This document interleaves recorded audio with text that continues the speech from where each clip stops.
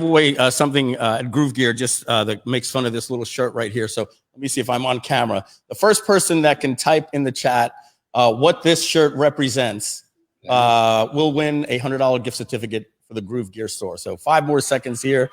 If anybody can take a look at this shirt and type in the chat what this shirt means. People walk up to me in the mall sometimes and give me the right answer. We're going to see. So right now, folks, we have one of my funniest, dearest friends. We've been friends now over a decade. The legendary Perry Belcher from Perry Exotic. He changed his name to now. I really changed my last name. That's exactly right. Perry Belcher, you know him from Digital Marketer, Traffic and Conversion Summit, Survival Life, and some movies in the past that he doesn't want to talk to. So today we brought Perry on to play a game called How We Can Offend You the Most, and we didn't think that there'd be anybody else that could handle this segment better than Perry. Just kidding, Perry. How you doing, man? Good to see you. Call in for the same thing every freaking time, it seems. Yeah. What's that? It seems like I get called in for the same thing every single time. Yeah, so I even brought my my guitar in here. You know, I don't have I played like a little. So I don't have my guitars with me. Oh yeah, I played like 6 seconds of a song the other day. My heart, because I've been playing for 3 months, so I didn't think we played Name That Tune to see if anybody could figure out what I was saying. It took about 2 minutes for anybody to figure it out, but YouTube sent us a copyright strike. So apparently, YouTube is pretty good at that stuff. So where are you right now in Vegas? Yeah, I'm in Vegas. Yeah. I've been in. Where the hell else am I going to be? You know, nobody's going anywhere right now. That's true. What have you been making the most time of during this pandemic? You know, I've spent 20 years with my wife in the last couple of months. You know, it seems like it's been 20 years. I'm in the same room with the same person. No, I've been working on a lot of new stuff. You know, like everybody else, at first you're a little freaked out, right? And everybody's calling me, going, "What am I going to do? What am I going to do?" And I was really calm for a while, and then after they all freaked out, and I calmed them all down, I was like, "What the hell am I going to do?" You know, I had just bought conventions.com. Which is hilarious, you know, in retrospect. The most money I ever paid for a domain name in my life by a lot. And yeah, I'd sold 4 companies in the last 18 to 20 months, I guess now about 20 months. We sold Traffic and Conversion Summit to Clarion Partners, it's owned by Blackstone. And then we sold half of our men's brand company to the Agora companies. And then I sold my interest in Digital Marketer to Ryan and Roland, and then I bought them out of all of our consumer brands. So basically what had been going on the last few years, Ryan had been running the Digital Marketer, Roland was running the mastermind groups, which we still own together. And I'd been running all the consumer. Oh, so you're still part of War Room. Oh, that's great to hear. Yeah, we're still equal partners in War Room, and we're still equal partners in our remaining share of Digital Marketer, of Traffic and Conversion Summit. The only thing I sold was the Digital Marketer info publishing business, basically. Yeah. And then I bought back Survival Life, and I bought them out of Survival Life and American Gun Association, all that stuff that was kind of sort of flat. And then COVID hits. And, you know, we were up 300+%, you know, since all that happened. And now that there's doubt over who's going to be president, my guys, all the conservative guys are all up in arms and flipping out. So we'll see what happens. When Trump got elected, my business, the survival business, just went to crap overnight. Did you see I said crap there? That's a lot of respect for you, Mike, that I said crap. I mean, people are going to be upset. I know, everybody should. So but that business went really bad when Trump was elected because everybody's like, everything's fine now, right? And now that there's doubt whether he's going to be reelected or not, they're restless again. So we'll see. I don't know what's going to happen either way. But I started I invested in conventions.com, which so far has had a net return of negative 400,000%. And I started an outsourcing company called Scalewind, where we do. Do you need some, Donna?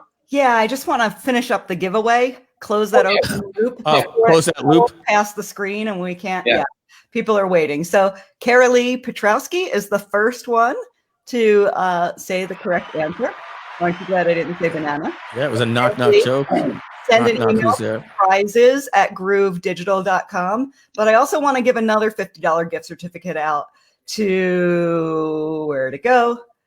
Brad Case, who took the time to write the entire. Oh, he's got to get credit. Knock knock, who's there? Banana who? Knock knock, who's there? Banana who? Aren't you glad I didn't say banana again? Even with the door showing the little knock knock. Yeah, so I love it. Prizes at groovedigital.com, and we'll get you that. To do. Thank you. $5 stuff. Yeah. So that's kind of, I started that company, Scalewind. We do customer support with our WOW support brand, tech support with our techstack.com brand, and realestateassistant.com.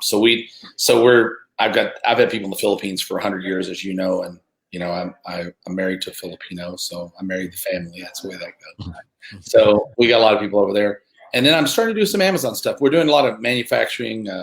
We're manufacturing products for people, and we're selling our own products on Amazon, mostly consumer packaged goods, candles, hot filled stuff like pomades and shoe polishes and waxes and things, weird stuff. Like, I love manufacturing and graphics. Yeah.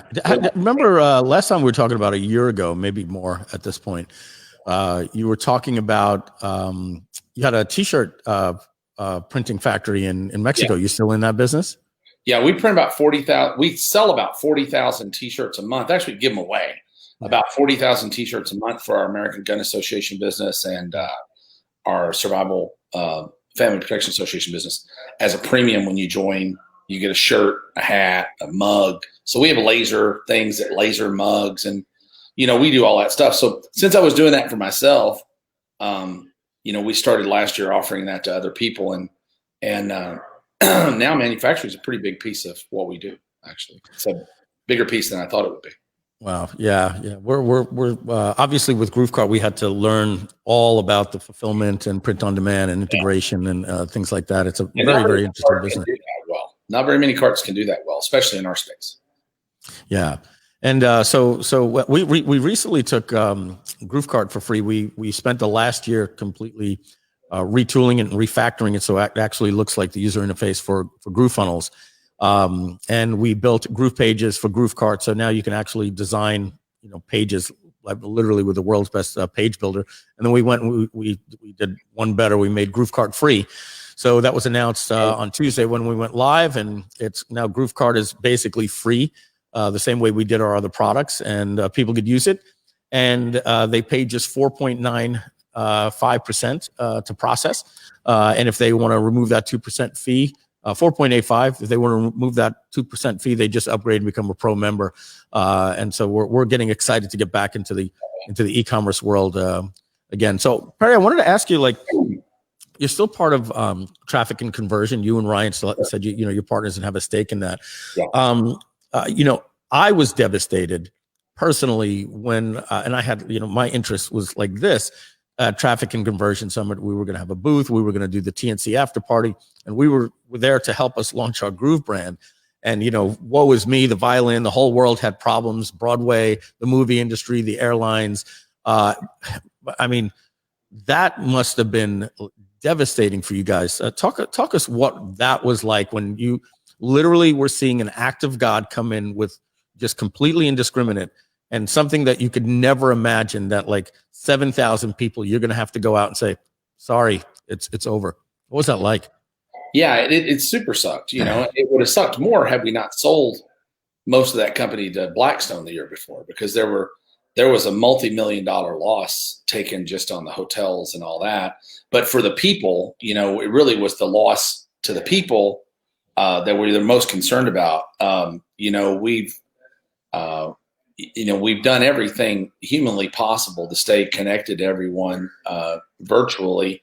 And there's a virtual TNC coming up, as I'm sure you know. And then we've rescheduled for 2021.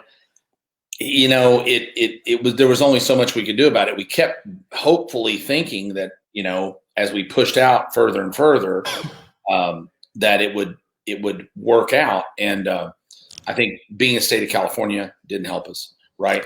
But really, I don't think it would have worked anywhere at this time. The climate's still just not right. The people most likely wouldn't have come out in numbers, and a big percentage of the people that come to TNC, as you know, are international. We had people at TNC last year from, I think, 22 or 23 countries, and we couldn't. Just no international travel.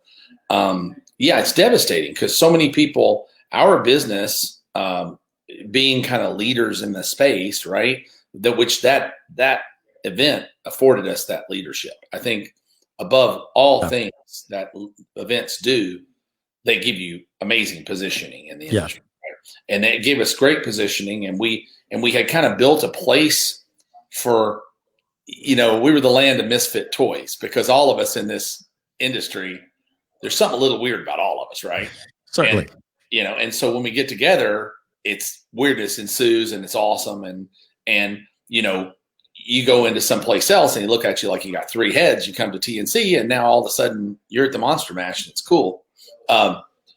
We'd made the thing such a social event and such a destination for the year that a lot of times it was the only time people saw the only time I saw you most of the time, was there. Or, only time I'd see, some of the other folks were there. And yeah, it really sucks. It really, really, really sucks. It's one of those things you just can't do a damn thing about. And nobody knows exactly when it's going to be better. Obviously owning conventions.com and living in Las Vegas, I bought conventions. I moved to Vegas because I bought conventions.com. Yeah, right. So Idaho, my whole damn life was around, this particular purchase. And, I live in a community where the president of the Wynn is my neighbor. The vice president of the Venetian is my neighbor. The guy who runs Freeman Concessions, the biggest convention planning company in the world, is my neighbor. And they don't know. They have no idea when things will be restored. But you're sticking with it, right? Like it's a back burner project, right? And it's giving you more time to plan it. TNC active, the virtual TNC is very active, and I think it's going to be a great experience for people. Not what live experience could be, because you can't reproduce that. Conventions. I'm sorry, I meant conventions.com. You're Absolutely. still going to do that, right? Well, I could never sell it for what I paid for it now. But you're going to still pursue that? It's cheaper to keep her. It's like my wife, right?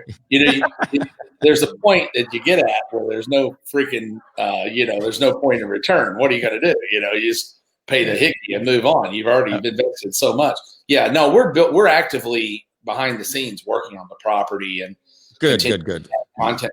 And but it's difficult to even add content because we're a directory resources thing. That the business model behind conventions.com is being the largest directory of conventions in the world, so that we can take a crack at being their service provider for both the convention promoters and the vendors and attendees. As you know, you've been attendee a lot of these things. Nobody helps you, right? Yeah. And you come into a town like Las Vegas where you don't know the lay of the land, and and everybody screws you. This screws the snot out of you every chance. Oh my goodness, yeah. Live event business. Yeah. The idea behind conventions.com is you're coming to town for a show for $1,000 a year.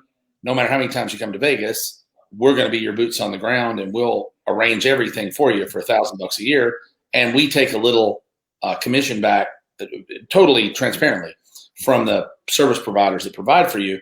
But we make sure that they're vetted, they do a great job, and they're going to be less expensive than someone you can find yourself. So it's a pretty good offer, Oh yeah, especially with conventions. I mean, they have weekly conventions going there in Vegas, and there's a lot of people that they have their own business, and what their business is not knowing how to set up their booth at conventions. So 121 conventions a week was the average. Oh my goodness, I didn't even know. 121 a week. Can you believe that? $35 billion a year just on the Strip. 35 billion with a B has been taken out of the city like that. I remember when you called me. I just moved to Sarasota. I was in the car. I had to pull over, and you were talking to me. And I remember confessing to you. I said, "Perry, you're actually thinking in a world bigger than I can imagine." It's a big deal. Yeah. I couldn't whiteboard the ideas in my mind. I remember I folded to you, and I said, I said, I don't know how to give you any advice here. I'd be afraid to give you advice because this is out of my league. That's how big I thought you were playing. And and I'm thinking now, like when you said, I bought conventions.com. There's the South Park has their pandemic special, and Randy is doing his because he's in integrity weed business, and he's talking about, so here's the pandemic. Let's see if I can get my arm here. Here's when the pandemic hit. And here's weed sales right after that. And then in the audience, he looks at somebody and he goes, and there's Todd, who decided to buy 7 tanning salons. How's that working out for you? And he was like all proud that he was doing good. And I complained about it. It was funny. I was in I posted on Facebook. I said, I picked a bad week. The picked a bad week to stop sniffing glue. I picked a bad week to buy airplane. I picked a bad week to buy conventions.com. And almost instantly, Ryan Dice replies to me, screw you. I picked a bad week to sell Survival Life. Yeah, exactly. We went nuts. So fortunately, I was diversified enough. I told John Reese, our buddy John Reese, once, he's kept telling me to focus. Next person tells me to focus, I'm going to punch him in the mouth. Because had I focused on conventions.com and that had been all I'd had going on, I'd be broke, right? So I don't believe in that whole focus thing. I don't do it. I've always got 5 to 10 things on the stove at one burner or another all the time. And I'm always planning for, once this trend's over, what's the next trend going to look like? And that's how your brain works, right? Yeah, it's kind of always done it. And it's a super pain in the ass. When spinning plates all the time. Yeah. But fortunately, when things go bad, I'm usually in a little better position than other people, because I've got, somebody's got all their eggs in a thing. And great. If you were in the, alcohol gel selling business, having all your focus there was great for a little while. But if you were in the, one of my clients sells party supplies. That's what they do. And they were killing it. They were just killing it. Doing $1 million a month or more in party supplies. And just vapor. We had it too, not quite as bad because we're diversified, but I'm partners with Captain Lou, and he does the Marketer's Cruise. And I remember talking to him on the phone. I said, Lou, get the email out now. This is probably like in June, because our cruise is every January. And I said, Lou, you got to get the email out now. This is not happening. And he's like, well, Carnival hasn't shut. I said, Lou, it doesn't matter. Like, I'm not allowing. Yeah. No way I'm getting on a tin can right now. Yeah, I told him. I said, I forbid you to even think that the cruise is going to go on with my name. I don't need somebody dying on a cruise ship because of COVID. And so he had to wait it out. I was like, what part of, the movie theaters are going out of business. Broadway is closed. Every hotel and casino, and that you think that the Marketer's Cruise. Yeah. So we're going to do a virtual Marketer's Cruise in January, and we pushed ours out to November. They're opening the cruises back up for April, but I told Lou, I said, too soon. I said, let's let the vaccine do its thing, a little bit more confidence. And, but I'm curious to ask you, because we didn't lose I don't want to say that, but maybe like 3 people for the right reasons, actually wanted their money back. And everybody else just said, yeah, book me to November. And I think part of it was because when it was the cruise, they had already left their deposit, and like, right. They're like, I need to get out of the house in the future. So yeah, give me the Marketer's Cruise. How did the customers treat you, you guys with TNC on deferring towards future events? I have absolutely no idea. You didn't. I really don't. I think they've been pretty patient. I told my interest in digital marketer like last year, but on the TNC side, the vast majority of that now is ran by Clarion and Blackstone, and they've, I think, done a good job. I know that I see the messages go out from digital marketers like everybody else does. Yeah. I don't have any particular insight into them as far as how people are reacting. But I know that early on, people were very patient. When we had to do the initial cancellation and push out, everybody was really patient. I was pretty involved then. Today, that they've had to go virtual, now, and we're out of 2021. I don't know. But I think that I don't know, but I think that people, by and large, have been patient and understanding. I mean, what are you going to do, right? And so much value there. We'll deliver a lot of value. What we did, I'll give you an example. I'll tell you what we did on our mastermind group and War Room Mastermind Group. We made a decision to stop billing people for the mastermind until we can meet again live. But we've continued to deliver the mastermind on its normal schedule virtually every time. Yeah. So that as soon as we do a live one, and we're doing a live one in November in Austin for 100 people, and it'll be the first thing that we've done in a group setting, and then billing will resume as normal for War Room members, and they were very appreciative of that, very patient. They were really basically, and that's a $40,000 a year thing, right? Yeah. And there were no refund requests or nobody really wanted out or anything like that. So it was, I think if everybody's tickets for TNC, I hope I'm saying this right. And if I'm not, Ryan, you can swap me later.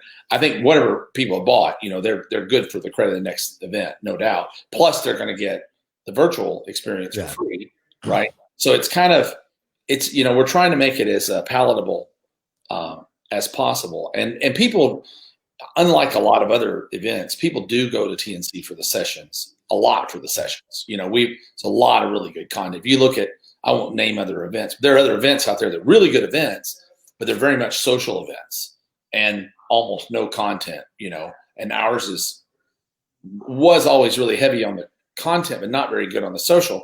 Now they've gotten the social part really up. So it's everything. I think that's where we came out, was finally figuring that out. And about the time we get it figured out, the damn world ends, right? What are you going to do? Yeah, but we'll be back, man. Your event is so much everything. Literally cottage industries form, weeks ahead and weeks after. I know, for us, I went down 3 weeks early. I got a WeWork office. We got 6 Airbnbs for the staff because we know there's just going to be so many people in town. And then we plan to stay, after. And it's there's TNC and there's everything else. And I remember when it was a premier event, right? Means, oh my God, they got 800 people. And, you blink and then all of a sudden it was 2,500, then 4,000. And then, you get more vendors than anybody else gets attendees. We were shooting for 10,000 this year because we were moving into the convention center. And I don't know in 2021, I don't know if they're going back into the hotel or not. I hope they stay in the hotel, frankly. I don't think it should get any bigger. I don't really want it to get any bigger. I'm afraid when it goes in the convention center that it's going to lose some of its camaraderie and not be as warm and all that. So maybe, and then the other 2 partners would shoot me in the head, and the Clarion people would bazooka me to hear them say, what are you saying? Yeah. Butts and seats. Yeah. Right. But I liked it when I liked about 5,000 people all in the Hyatt Hotel, and it was, multi-floored and everybody's bustling along. There was so much design. I give Roland Frazier a lot of credit, and Ryan and Richard Lindner, especially. I by and large show up. I didn't have much to do with the planning of that stuff. I had a lot to do with initially convincing Ryan that you could make money in events because he was sure that you could. And we had this argument about it for 2 years. And you want to hear a story? I'll tell you a story. Yeah, I'd love to hear this because I would have been on Ryan's side based on what we were seeing with everybody was doing a pitch fest. So we had this mindset that it wouldn't work. So I'm curious. Ryan done an event, and I spoke at it. We were friends then, and I spoke at it, and he lost money in the event. He did an event. It had about 200 people, and he lost money. And he's, and Ryan's a pretty conservative guy. And he said, I'm never going to do an event. You can't make money with events. And I really wanted an event for the position. And we fought for 2 years over whether or not we were going to do events. And finally, I came to him one day with a proposal. And I said, here's what I propose we do. Let's do an event. We're going to do it for 300 people. And we'll charge $495. And we're going to do it in 90-minute blocks. And it's just going to be you and me. And we're going to talk about, I'm going to do one, you're going to do one. And each one of those 90-minute blocks is going to become an info product. So no matter whether we make money or not, Wow. we're going to leave the event with at least 10 finished 90-minute, $97 front end info products. And he agreed to that. And we did the event. And we had 326 people, I think is how many we had at the end of the day. And we had agreed we had said in the sales letter, no pitches. There were no pitches. And we went into the thing upside down by about, not much, maybe 20 or 30 grand. And we were okay with that. We were like, that's okay. We get these products out here. And Ryan even was fairly pleased with it. So the morning before the thing, we started talking about a mastermind group, seeing if we should do a mastermind group or not. And I asked Ryan, I said, will you let me do the opening talk? And if you will, I think we can fill up a mastermind group. And he said, yeah, sure. So he introduced me, I introduced him. And I said, hey guys, I'm so glad you guys are all here. If you're expecting a bunch of speakers to come up and sell you a bunch of stuff, it's not going to happen because it's just Ryan and I. And there's no one else here to speak. I think Mike Kimball might have come in and been a guest speaker at that. But we have one guest speaker. As there's going to be nothing you can buy here. The only thing you can spend money on while you're here at the Traffic Conversion Summit 1, and we've got the books that came out, by the way, that we set in the seats with the handouts, said the Traffic and Conversion Summit. It was we still have it. And we said it's the most brilliant pitch I ever did, I think, honestly. I said the only thing that you can buy while you're here is our $25,000 mastermind program. Now, if you don't have 25 grand, you got nothing to worry about. Kick up your heels, enjoy the show, learn as much as you can, and maybe next year when you come back, you can join. If you do have 25 grand, you might consider investing with us. You have the next 3 days to see if you think we're worth it. So I closed within 1 minute of the show opening. Soft. And a soft close. And we never talked about it again. At the end of the first day, we had 25 applications turned in. By the second day, we had 45. And by the third day, we had 70 applications. And we could only take 24 people. So we sold out our first mastermind there. So that would have been what, 700-800 grand. And then we brought out, the first product we brought out of that was video sales letter formula. That came out. More than that. You said 70 times 25,000? No, we didn't sell 70. We only sold 20. Oh, applications. Got it. Yeah. 24 best ones. So we did, so what would that have been? 500 grand or so, I guess, 600 grand. So we did 600 grand there. And then the first product we brought out was a video sales letter formula for $97. And I think we did, over time, probably $1 million in that one 90-minute presentation. And we sold 4 or 5 more. And then the rest of them that we didn't think would really sell one off, we put them in our membership area. And that's how Digital Marketer Labs got started.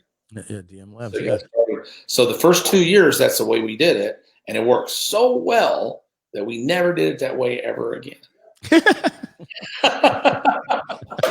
We set up a big booth now. And we have these breakfasts and all this bullshit.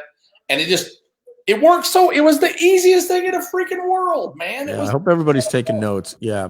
It was the easiest thing in the world. So we fixed it. Well, and you charged up front, which what most people were selling their events. They just wanted to get people at the events, have affiliates give out free tickets, and they wanted to get people in, and they wanted to do a pitch fest. You guys sold it for what, $997 the first one, or was it a little less? Well, here's what we did. There was a secret dirty trick. I don't think we would have sold it out. All right. So we started 6 months out. And we were very prolific at the time with products. If you remember back then, we were bringing out more products than anybody was. We were bringing out a new product every month at least. Yeah. And so we sold them for $995. We did a early bird that was $495, where most of them sold, and we gave away on the back of any product that we sold that was $300 or more. We gave 2 tickets. Mhm. So no, that's not true. On the upsell, we do it because back then our model was a $297 front end, a $297 back end. And if they bought the upsell, in the upsell was 2 tickets to the next traffic conversion summit. So we do about, we sold most of the tickets, honestly, that way. There were giveaways on the back. Probably half the tickets were giveaways on the back of the product. And then we had my daughter, Victoria, then was running the events for us. This would be pre-Deanna, who's just a gift and from God as far as being the event business. She's the best. But Victoria did that, and she figured out a way to get all the free people. We got a show up rate on the people who had got comp tickets that was like 75, 80%. And she just came up with a system to do that was just fantastic. And that made, I think we got most of the people showed up, you know. Awesome. Perry, I want to transition for the second half of this. And halfway through? I believe. I'm joking. I'm kidding. Oh, and they're telling me to say congratulations to Marquitos Belo for upgrading to Lifetime. So thank you, Marquitos. We appreciate it. So Perry, if you take a look at DM Labs, and because like you guys had a lot of businesses and with Ryan, you were in, like as you said, you were in outside products like Survival Life, and then there was Traffic and Conversion Summit. When you look at things like DM Labs, a lot of people might not understand how intricate that was. But what would you say, like if you were going to say, ideally, this was the plan for that, right down to a lead and what you popularized more than anything, a tripwire, to a funnel, to a 497, whether it was to a webinar, to get them monthly. What was it that, if you don't mind sharing, like what was it that behind the scenes, like what the real magic was? Was it putting out a new front end every week, etc.? I mean, every month. About Dan Kennedy told me one time. I remember a quote he said that was the people who sell the most are the people who have the most to sell. And because of that, Ryan and I really always wanted to be really prolific. We wanted to put out a lot of products, and we had a lot of front end product in. And some of the product we knew wasn't going to be sellable in a mass, like you don't know how to bundle it and sell it, but it would be valuable in a membership. And actually, I was in Del Mar, California one night, and I went to sleep, woke up in the middle of the night, as I often do, and I started writing on a pad, and I wrote a thing called the Del Mar plan. And that was kind of the invention of the tripwire. And I mapped it all out in a Gliffy, and I called Ryan at 6 o'clock in the morning to talk to him, and I'd forgot that it was 3 o'clock in the morning. And awesome. He was not very pleased with me. But I was very excited. I insisted he'd get up and talk to me. So I laid it all out. And honestly, we had a thing back then called What's Working Now. And it was a interview. It was very Kennedy style. It was an interview of the month. And then we put various byproducts and things in there, and it was okay. But the general idea was that Digital Marketing Labs would be the byproduct of our experimentation. Not only, I think what really made it work was a lot of that was, there were experiments in there that were conducted in the digital marketer business, but the fact that we had businesses outside internet marketing, where we had businesses in survival, and we sold e-com products and cleaners and chemicals and hot dog cart books and things like that. We had experiments to show that made sense to people, right? And they were valuable to people other than people selling information on how to sell information, right? So I think that was valuable. And then it did okay, right? But Ryan, I'll give Ryan credit for really knocking it out of the park, because Ryan came and I'll give him a knock. I think I disagree with him. I can't say too many things nice about the damn guy. He'll get a big head.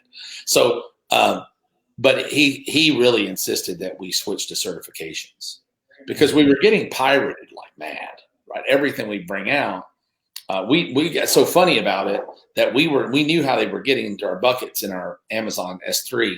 And we actually we're bringing a new product out, and we named a folder the name of the new product, and we were talking about it. And we put a bunch of Rick Ashley videos in there. So we Rick rolled the hackers, right? And they thought it was funny. They actually posted about it. I love it. But we were getting knocked off so much that Yeah. what we realized was, we can bring all the information we want. Pretty soon it's not going to be worth anything, right? Yeah.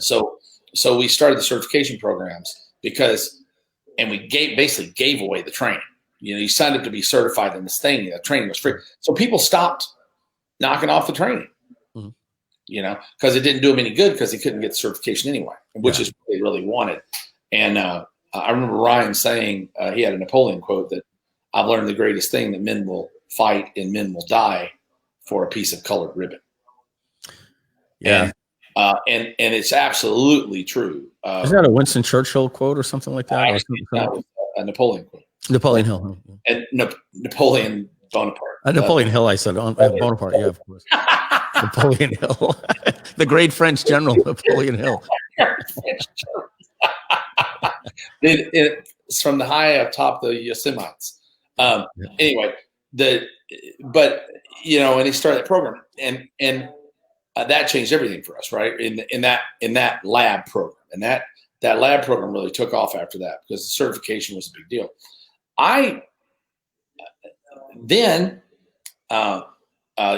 Digital marketer decided that Ryan really wanted to go, and this is about the time that we split and did different things. So we had disagreement. We always had disagreements. But we had fun arguments, right? And most of the time I'd win the arguments. 80% of the time I'd win the arguments, and 50% of the time I was right? But I'd oftentimes win because Ryan would just give up fighting with me. And sometimes I wish he hadn't have, because I did some really dumb stuff. But we did some really good stuff too, right? But we always had these really healthy debates and arguments. But Ryan really wanted to go toward corporate America and teaching marketing to employees of corporations because the audience size was greater. I didn't necessarily disagree with that, but I thought we should have held on to our entrepreneurial client a little better and maybe split it up and created, digital marketer labs for entrepreneurs and digital marketer labs for employees. And they really went the employee way. And I think it watered down the content a little bit. And then when downturn happened, I think a lot of the corporate clients dried up, and the entrepreneurs are still out there needing help. And I think they're moving more back toward that. And I think they're doing a great job over there. I mean, I really do. And I hope that company's around for 100 years, and I hope they make $1 bazillion. And I got paid very well for the time that I was there, and I got paid even better when I left. So I think they're, I have great, I have great admiration for what they do and what they've done. But I like the entrepreneurs. I like the scrappers, and that's who I like dealing with because can you believe I'm not a corporate guy? It's hard to believe, right? It's hard to believe that it was hard to see you guys in a suit. Everybody was going away from the suits at the events. It was even getting to the points of, flip flops and, beer on stage. And, it was quite frankly, I think everybody could say, we don't have to be dropping so many F-bombs. I think we're saying it to say it, is what we started seeing at some of the events. And then suddenly you guys flipped the script and you and little buddy, as you guys call him, you and Ryan were showing up in gorgeous looking suits, hair done, full professional. And you basically said, we're going to bring a lot of class back to these live events. Was that a conscious decision as well?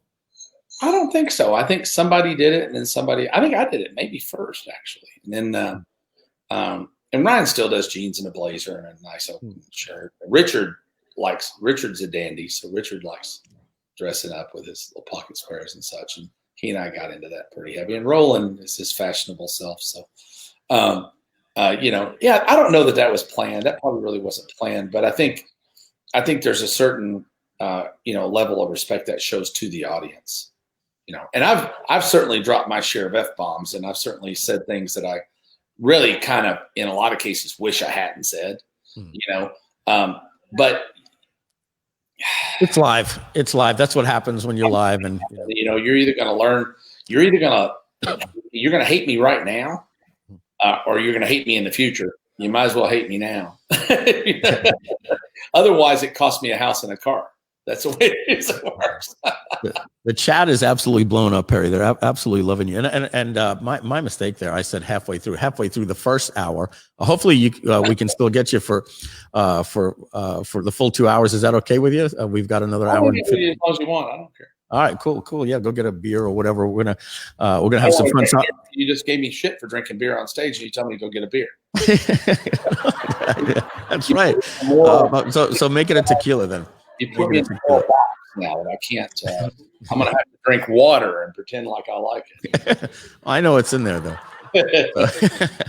So folks, I'm gonna let some people know.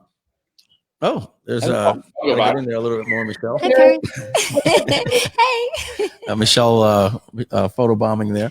So saw that you and Elizabeth and those guys down there the other day. I was jealous. Yeah. We went on a boat last Sunday with Elizabeth and Rich Efren and some other peeps. Mike Long. We had a good time. So I'm going to let some people know something they may not know, that Perry, you and I, along with a couple of names I'll name in a minute, were in probably the longest running, private, traditional, in the sense of, Napoleon Hill style mastermind. Go out, find peers in your industry, meet secretly or whatever, and share information. Photos on your phone. Yeah. So, what do we got here? Beer and tequila are mostly water. Then I care to. What's that? Anyway, nothing. I'm joking. Oh, okay. Yeah.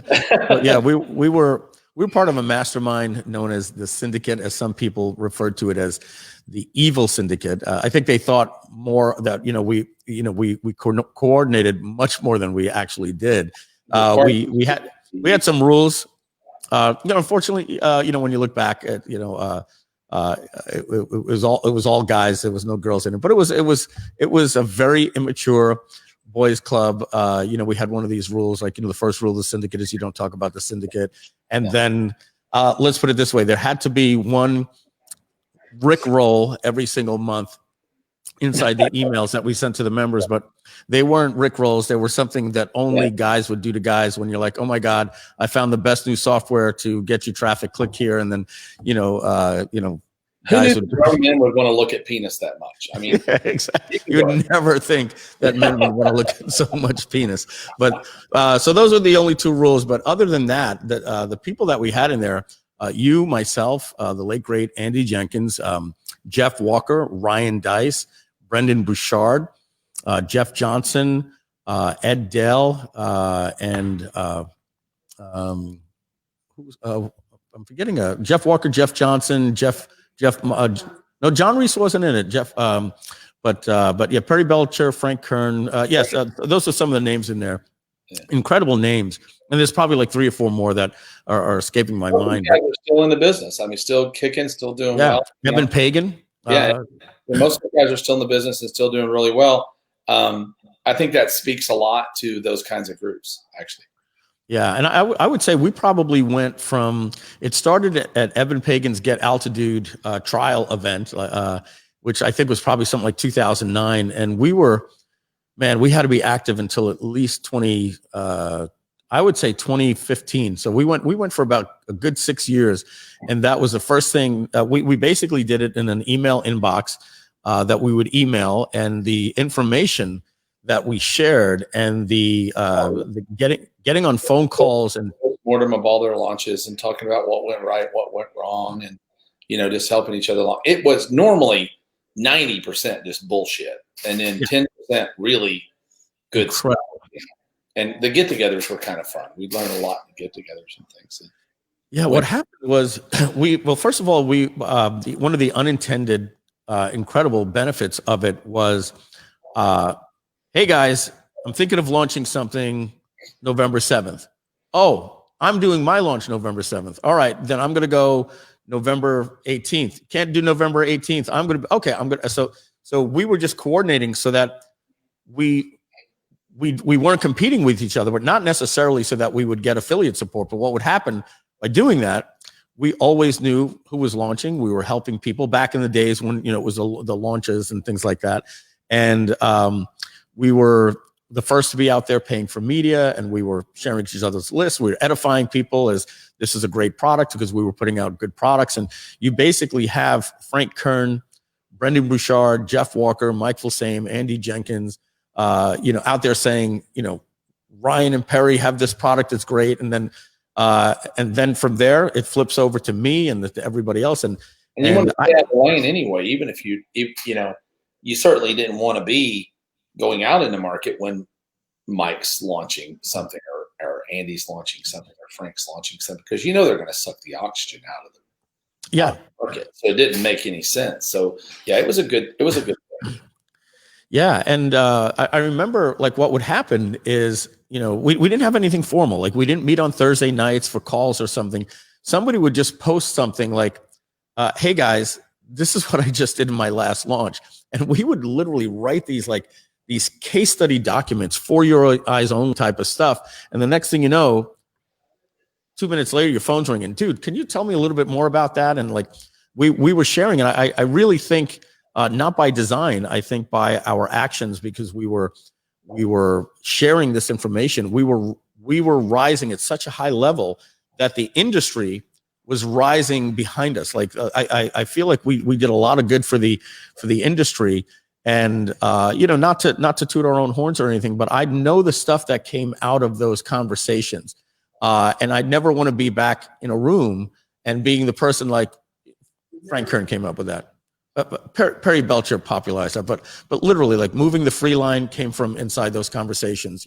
You were talking about, I'm going to do a video on a tripwire, and like we had this inside information, and then, suddenly like, the tripwire funnels are now things that you find in, inside of funnel software. And it was exciting to be leading the industry that way, but we weren't looking to do it by design. And in many ways, I long for those days. And I highly recommend that you guys get out there and find some people.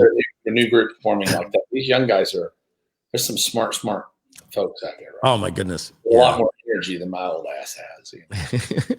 Yeah. I look now when, I do double takes. People are like, Mike, do you know so-and-so? And I'm like, oh, I heard the name. And they're like, oh, they're doing 12 million a year. And I'm like, what? Yeah. Right. Yeah. And then, yeah. I talked to a kid the other day that I met. I said, kid, I mean, no disrespect by that. If he sees it, he'll know that I don't. But I met him at an event. He's a young kid. And I'm like, he's a nice kid. And he's like, yeah, I just bought a 108-foot yacht the other day and I'm sailing it across, I'm like, get the fuck out of here. You'll be kidding me. Yeah. I'm coming across so many people now. And when we started, we started with the term internet marketer, and then we went to online marketer. And then after online marketer, you guys popularized a digital marketer, but marketer. The argument with Ryan and I wanted to buy internetmarketer.com and he wanted to buy digitalmarketer.com. And he was so right. He was so right. Yeah. I think, it's weird. And I, like I said, I sometimes wonder, am I giving, Ryan and Perry too much credit here? But I can't help but think that when I see like major blogs writing and they're saying digital marketing, like, and I mean this, like I'll see Mark Cuban on Shark Tank, and he'll say things like, well, digital marketing today, and like there's something inside of me that says that came from Perry and I don't think we found it. I think we just happened to be in the wave at the right time where it was a sexy term. Like I bought a Deb Cole like this. So I buy a lot of domains, as you know. I'm a domain nut. So I bought mediastrategist.com not long ago to do a new property similar to that of digital marketer, because now all the people that were in social media managers and PR managers and all that, they all call themselves media strategists now. So it's a term that's a new term. A lot of these terms consolidate up, they consolidate other old industries, because direct response marketer, when's the last time you heard that shit? It just, that used to be the term. Everybody in DR, we were on direct response, and now you don't ever hear that anymore. It's just digital marketing, which really is just marketing, because there ain't no more. Right. The hell else are you marketing if you don't have a digital presence? And most of it's digital one way or another. And as television goes over the top, and now I get my mail, my physical postal mail now comes in my email box, scanned, everything scanned so I can see it, right? So I don't even see my physical mailbox mail anymore. So it's a matter of time till most of that's going to cease. And but yeah, it's crazy, and a lot of that's 70% of that's just pure luck. We just got lucky, But Ryan, I give Ryan a lot of credit for his branding foresight in a lot of what we did. I really did. And he did a really good job. I'm a pretty good namer, and I can do some stuff domain so long. I learned a lot from Ryan about branding. I think I'm as good at branding products as Ryan is, but I think branding the overall feel of a company or he's very good at that. Yeah, I think branding is so important. Like that was something that when I started this company, with my other partners, and they had a name for the original product that we had, which was Groove Cart. Now we've grown to a $50 million company, Groove Funnels, all these different things. But when we were just Groove Cart, the name of the product was Ultra Fun Shops. And I remember saying to Matt, no, we're not going to be able to build a brand out of that. And he was very, very cool with it. But like Perry, I said, I'm going to come back to you with a name. And it took me about 2 weeks to come up with a name, because sometimes it doesn't, right? Yeah. And then and nowadays, the .com is taken, the .net is taken, the .ai is taken. You put the in front of it. It's like, so I had an idea what I wanted to do with this company. And the saving grace was pretty much this, that when I put in Groove Cart, I was able to buy it with a K for $15, but the C was $2,200. But I put in Groove Cart, Groove Mail, Groove Funnels, Groove Groove Sell, all these different things. This is why we got lucky. They were all for sale for $2,500. You also found a thing there. There's a hidden thing in that, whether you know it or not. You probably do, I'm sure. Now that you're starting to legs, there's a great book called, for you guys who don't have a great name yet. So and Perry, just go for a minute. I'm going to go do a bio break. I'm drinking so much iced tea that I'll be right back. All yours. There's a great book called "Hello, My Name Is Awesome," and it's written by a lady who her whole business is she has an agency. I think it's in New York or San Francisco, and all she does is name stuff. When companies like Procter and Gamble, you don't think about that, but when they come up with a Swisher vacuum or Pledge furniture or furniture polish or Formula 409 or whatever, there's I'm trying to get my glasses straight. There's a science that goes behind that. And, she has this handful of rules. I don't remember them all, but one is, is there only one way to spell it? That's a big one. Can you say the word and people know how to spell it? So like Groove Cart's a great example. Is there only one way to spell it? Yeah, it really is. If you say it on the radio, will people know how to type it in? Yes, they will. But more than anything else, there are several other criteria she had. But one of the things was, does the brand have legs? And I didn't understand what they meant by that. But what they mean is, can you have Groove Cart, Groove Funnel, the Groovathon, the Big Groove event, whatever the thing is. GrooveCon, yeah.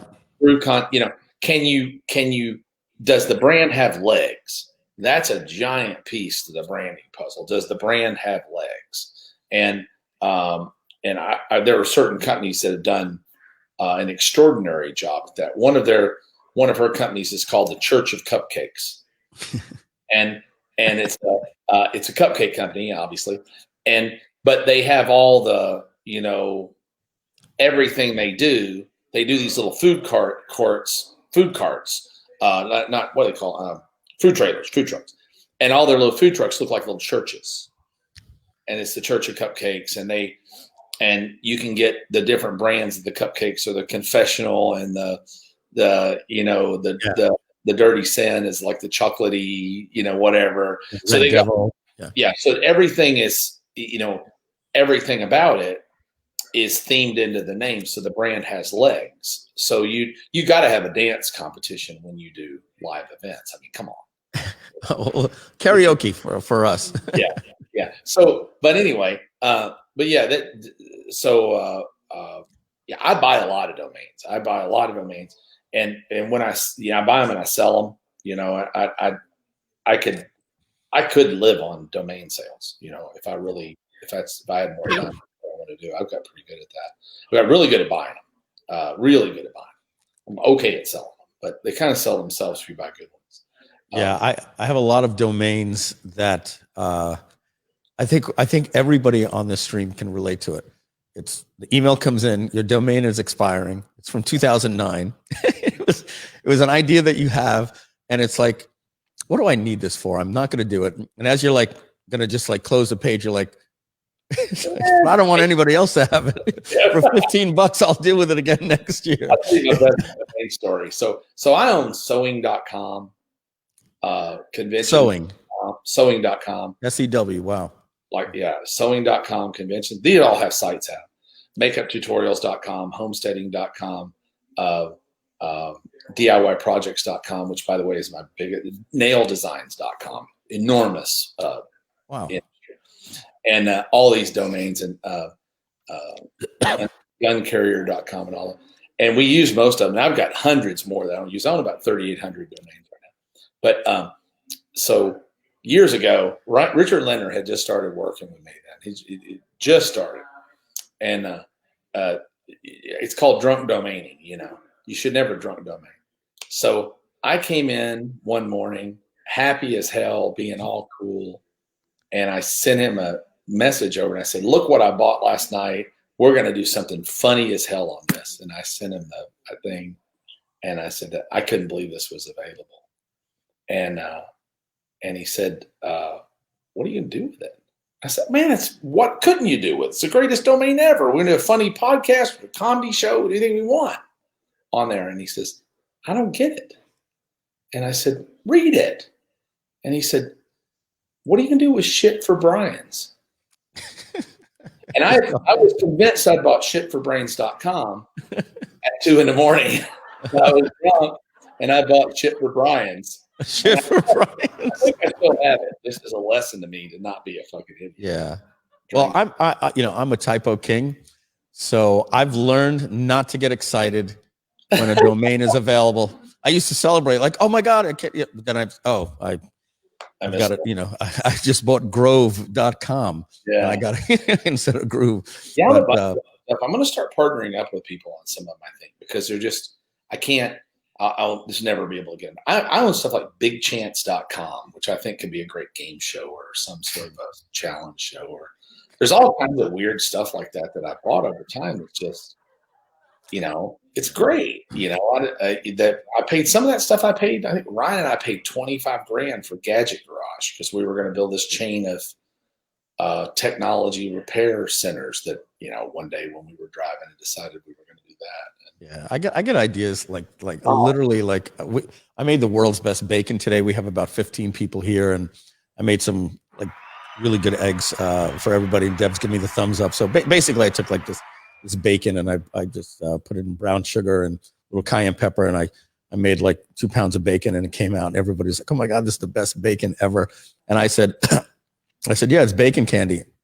So I got like this idea in my head, joking, like how meat candy, if you can believe it. Does that sound gross or what? Yeah. We were joking about it the other day. They drive by. There's a place here in town in Las Vegas called Meat Candy. They sell candy dipped meats. I'm like, that's the grossest thing. Oh, crazy. Yeah. So I was thinking, we can have a little place, down in Delray or Las Olas. It'll be a breakfast spot that does breakfast and brunch. We'll call it Bacon Candy. And basically it'll be like a Brazilian restaurant. Like you come in, you pay a crazy amount for your breakfast, like $39.95 for, just a regular breakfast. But the thing is, it's just people walking around with trays of this brown sugar coated cayenne bacon, just like a Brazilian restaurant, and you're like, I can't believe they're giving us free bacon candy all day long. Have you had that bacon at Twin Peaks? That stuff's no. Yeah. Not that you'd go to Twin Peaks, but No, what is Twin Peaks? It's like a church. It's like a church. You can look it up. I'm joking. Yeah. And a really bad 80s TV show. Hooters. So Perry, I want to transition to some things because you had said before, it's interesting when you say things because I'm the same way with some of those things. Like you had an idea in your head, and it was 3 a.m. Ryan's time, and like you had to get this out of your head, and it's like you couldn't wait the next morning. Like even though it would have been the same idea the next morning, but it's like get out of bed. I got to talk to you about this. How do you, like for me, like when I get an idea and I start like what happened with COVID, and we were going to go a traditional dollar trial, $99 a month, and then I got a pop up from Uber conference at the end of a call, and it was a message from the co-founder, and it said, due to these trying times with COVID, entrepreneurs are and small businesses are having a hard time. And he had these words in there. He says, "We're doing our part." And the second thing he says, our premier product, no credit card required. And I remember like having like that scene in Jaws, where the camera comes in and just zooms in like this on the person. I literally had like that moment. I saw something and like I immediately have to jump to a whiteboard, and like in a movie, this is like when the montage like music would start playing, but like I start like drawing everything out and I start seeing everything. And the more I put it out, the more confident I'm going to get. Do you have those types of moments like when you came up with the Del Mar plan? I'm just absolutely sure that everything I'm going to do is going to work, so I never have to do all that stuff, and it never fails me.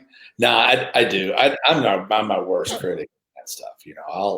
I've talked myself out of probably better things than I've actually done. Honest to God, I look back and I'll see something that somebody does. And I'm like, fuck, I thought of that like 5 years ago and didn't do it. Now somebody's just freaking killing it. Are you good with that? Do you celebrate that? Like good for him or good for her? That son of a bitch for stealing my idea. It makes me mad at me for not being able to do 10,000 things at a time, right? I beat up myself for that a lot. Like, why can't I just do these 38 things I need to do today? It just, and each one of them takes 2 days to do. I do. I keep a notepad by my bed now because I used to wake up in the middle of the night a lot of times and I would have a thing and then I'd wake up the next morning and I remember that I had something cool, but I couldn't remember exactly what it was. My bet, you'll probably find this true. I bet you and I think a little bit alike. Some of my best ideas are ideas that I had one a couple of days ago. I can't tell you about it because it's not. I think it's the greatest idea. You bought the domain at 2 a.m. Yeah, I would have. If I thought I could pull this off, I'd absolutely do it. But some of my best ideas are somebody I see a thing or somebody tells me about a thing and my mind races ahead. Oh, I bet it does this. And then I find out that it doesn't do that. It does some stupid shit instead. But the thing that I thought about that would be cool is so much better, right? And a lot of stuff that I've done in the past has come out of that. Like I'll hear an idea and I think that it's going to be what I think it is and turns out to be something else. The funny story, I'll tell you this funny story because it's probably never going to happen. But my next door neighbor is a television show creator. She doesn't do shows. She doesn't produce shows. She just creates concepts for shows. Wow. And one of her shows is Ghost Hunters. And that show where they go, ooh, what's that around the corner? Ooh, what is it? What is it? Can you see that? No, nothing fucking there, right? Yeah, no, never had anything there. There's never anything there. But they always teasing to something that's coming, and then it's like that's how the show ends. It's like you made me stick around for an hour to find out there was nothing behind that tree. Show's been running 16 years. Unbelievable. She gets a check every month for around $120,000 for her creation rights on that show. Is that nuts? So yeah, so she comes up with these it's almost like writing a song. Yeah, she's got a few more. She's got some more. So she's a very, very wealthy lady. And so this is my latest Perry thought it was this, but it wasn't story. So I'm having beer with my buddy Jeremy, who's in him, and he said we're talking about. Ozzy Osbourne's show with this kid where he's going across the country, and he said, "Well, did you see the one where Sharon Osbourne is a judge now?" And I said, "She's doing like a Judge Judy thing." I said, "No, she's a judge on a singing show or something." And immediately in my head pops two words. You ready? Yeah. Judge Ozzy. So who's not going to watch a Judge Judy style show with Ozzy Osbourne as the judge? That would have been better. Oh, it would have been great. Judge, I immediatally text my lady. I said, "I got $1 million show idea." Because I want some of that $110,000 mailbox money. That'd be kind of cool. I think that would be great. I think of this one now. You just gave me an idea on top of that, like celebrity judge. Like this week's judge is like Snoop Dogg, and then he comes in and he's just running it the way Snoop Dogg would. But imagine Judge Ozzy. Who's not going to watch Judge Ozzy? You know, I brought her another show. I think they might do it where there's this family down in Florida that this guy hunts alligators off people's property. You know, he gets out, but he's got these 3 hot daughters. They're just super smoking, and they wear these camo bikinis. And they got big old, hands and the huge hands. Yeah. And they jump in a mud puddle and wrestle down an alligator in a mud puddle in a bikini, Tell me you're not going to watch Gator Gators and Judge Ozzy, right? You're going to do that. Jeremy's coming and hit me in the head. I'm giving up all of his spy secrets. Yeah. So, but this crazier, the crazier crap like that is, the better TV it makes. She did a show called, she's doing it now. It's called Feeders and Gainers. And it's about these super giant fat women who get paid to be on webcam, and guys send them food to eat, half naked in bed, like a 500-pound woman, and you send her like 6 Big Macs, and she eats it in bed on a webcam while you watch. I'm thinking of the person, Perry, that like just joined, right? Like got an email, oh, Perry Belcher is going to be on, and then the stream shows up. It's like fat women on a webcam, nothing less. Yeah. And I'm drinking water. So, yeah, but no, I get a lot. I get 5 different things I want to do every single day. And the older I get, the madder and the more frustrated I get that I don't have the energy. And finding people, if I could have 100 like really motivated, if I could have 100 me's at 25, right, that had a shitload of energy and a little bit of sense and valued an opportunity, I think, I can't imagine what I could do it's hard to find. It's really hard to find competent people. Is it your dream to when I say dream, but like with what I do, right? Because my ideas are usually around like software. Pretty much everything you said, like somebody will say something, I'll be, oh, does it do that? And they're like, no, it and I'm like, oh, then it should. That's right. An idea for software. Yeah, exactly right. Yeah. So do you so my dream would be like this, right? If I ever had, $1 billion, like my thing would definitely be start an incubator. I would love to see like great ideas coming through and funding, like come pitch me an idea for software. I love it. Let me give you some ideas. Here's some money, go invest it. That'd be like a dream thing for me to retire with. I'd love to do that. The trick to that is you got to have a competent small team of people around you that are willing to be basically in those things like a portfolio manager, where you say, okay, Bob, this is great. Who wants to vote? Let's vote on this one. We're going to do this one. Okay, who's going to take lead? Well, Bob's going to take lead on this one, or Sally's going to take lead on that one. Somebody has to take ownership of that particular project. And it's really, really, really hard right now. Or it was. I don't know if it'll change after pandemic stuff or not. But it's really hard. If everybody wants a job, everyone wants to make a lot of money, but they don't want a great deal of responsibility, generally speaking. No. And you're not going to make a lot of money without having to accept a certain level of responsibility, or you're going to be in business and you're going to accept a certain amount of risk. You're going to do one of those two things is going to happen. That's the only way money comes. If you work for somebody else, you're going to have to accept responsibility to make a lot of money and produce a result. Or if you work for if you work for yourself, you're going to have to accept a certain level of risk, even a risk of your money investment or your time investment, or, not working your current job anymore because you can't really do the job and do the business. So there's risk or responsibility. Those are the two fists. If you're not willing to take on either one of those, then you're on the wrong call, and not to run your people off. But if you think you're going to be entrepreneurial, or if you even think you're going to be a great employee and you're not willing to take on the ownership responsibility of a thing, or being willing to accept a certain amount of calculatable risk, then you shouldn't be in business. But there's risk in gambling, there's risk in life, there's risk in everything. And I'd much rather, I don't really casino gamble. I live in Vegas. I don't casino gamble at all, because I gamble, a lot of money in the business market, not in the stock market even. I don't even do that. I let other people do that for me. I do participate now, but I have wealth managers that do it. But I feel like I have an edge in business. So if I can take a certain amount of risk, and if I can limit the downside, and I have an unlimited upside, that's the beauty of business. That's the part nobody gets about business. If you can,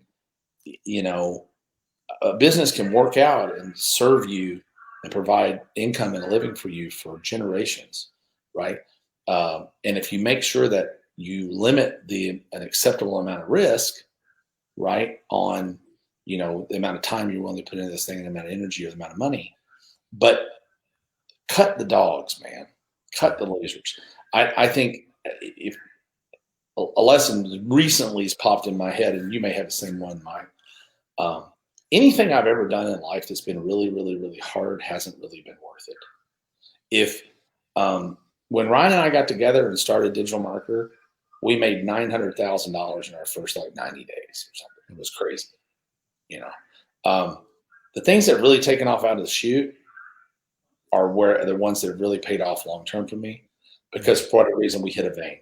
The stuff that you're just crawling through it and sludging through it and trying to make it better, and and all that. I'm not saying that won't work and someday you won't break through, but it's been my experience. It's better to cut the loss and move on. A friend of mine has a company down in Florida that he's a very wealthy guy, and he's done really well and sold a bunch of companies. And he launches 2 or 3 companies a year, and with teams, and he's got a lot of money behind him. And he sets a finite amount of money and a finite amount of time, and it's really smart. He says, "Okay, we're going to put $300,000 in here, and in now." What happened there? If we don't hit, me. Sorry, I apologize. We're going to put X dollars in X days, and if we don't hit milestone 1, not only are we going to close that project down, we're going to have a death party for it. Celebrate. So be ready to accept defeat and move on to the next one, right? And the same team may be broken up into different projects, but he keeps around the same people, and he knows he's got competent people. But you don't know, man. It's like opening a business is like making an album, right? Yeah, I think. Perry, pardon? Yeah, I think what's tough for me, I don't know if this is for you, but I've become a friend that's going to tell you like exactly how I feel about your product, your offer. I'm just going to go on a rant and a tangent and say this is how you should do it. And 18 years in this business, a lot of experience, a lot of people like you that I get to share information with, and I see a lot of people sometimes bring that dream that should have died either 6 months ago or they went down the wrong track,